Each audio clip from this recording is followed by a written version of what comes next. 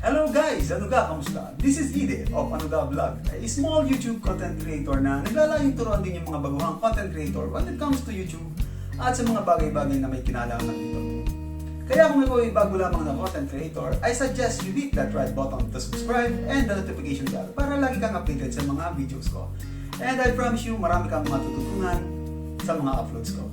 Para sa mga baguhan, meron tayong direct video about YouTube, meron tayong mga tutorials, meron tayong mga editings, meron din tayong unboxing. Para sa mga video na yan, kung interesado ka, you can visit my playlist para makita mo ito.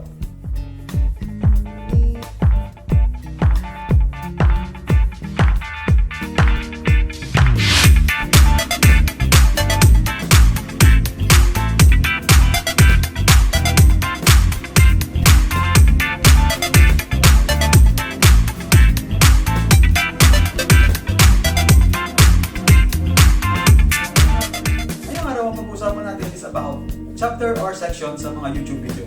Ano ba ito? Tara, alamin natin. Let's go to the video. Once na nag-open ka ng YouTube, ito yung typical na makikita mo. Yung timeline niya is isang dire-diretsong timeline lamang. But then, there is another na maaari kayo makita na ganito. Merong mga breaks in between ng timeline. Ito yung tinatawag na chapter breaks. So, saan ba maaaring gamitin tong chapter breaks nito? Normally, ginagamit mo ito or maaari itong gamitin sa mga tutorial videos or sa mga compilation ng song. So, ano yung may tutulong nito? Each break is consists of one topic or one chapter.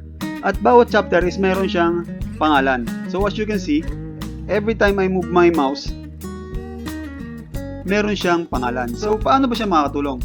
So, let's say, you want to go to setup. All you have to do is go to the timeline and find the chapter which is for the setup. So, ito yung setup natin. So, let's just click this one.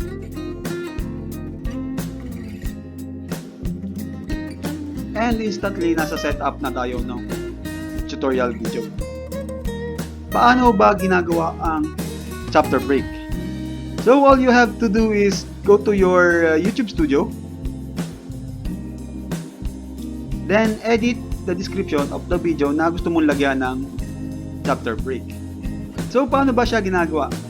So, para makagawa ka ng chapter break, all you have to do is ilagay mo yung time, corresponding time kung saan mag-uumpisa yung topic mo. For example, my channel intro will start at 0:00. Then, yung introduction nung i-unbox ko start at 0:58. So, paano ba malalaman yung mga oras na yan? Kung saan tatapat yung topic na yan? So, para magawa mo yan, i-play mo lamang ang video na to sa side. At tingnan kung saang oras papatak yung bawat topic na papasok sa iyong video. At dito na natatapos yung aking channel introduction.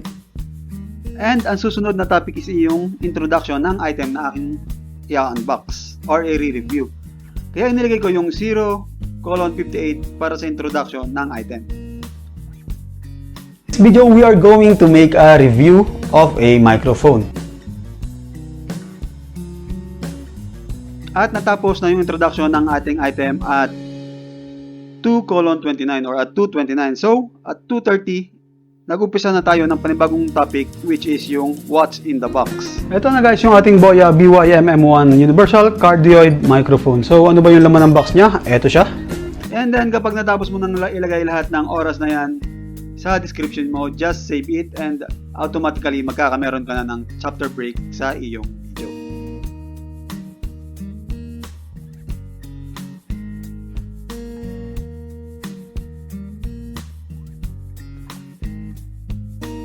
At kung mapapansin nyo, bawat panibagong chapter or panibagong topic is naka-highlight siya or mas lumalaki yung timeline niya. Ganon din nakikita nyo yung pangalan or yung description ng kanyang chapter sa tabi ng oras. And so ayun guys, ngayon alamin na kung paano gawin yung mga chapter breaks para sa mga video nyo na i-upload sa YouTube. Kung ikaw ay content creator na kagaya ko na gumagawa ng isang tutorial, bagay na bagay yan sa'yo. Or kung ikaw ay gumagawa naman ng song covers, song uploads, no background music, at mga sound effects, bagay na bagay yan sa'yo para mas madali nilang malaman o mapuntahan yung kailangan nila sa video mo. And so hanggang dito na lang po tayo guys. Once again, thank you so much for staying until the end. This is Ide of Ano Ga Vlog saying thank you and see you on my next video. Bye!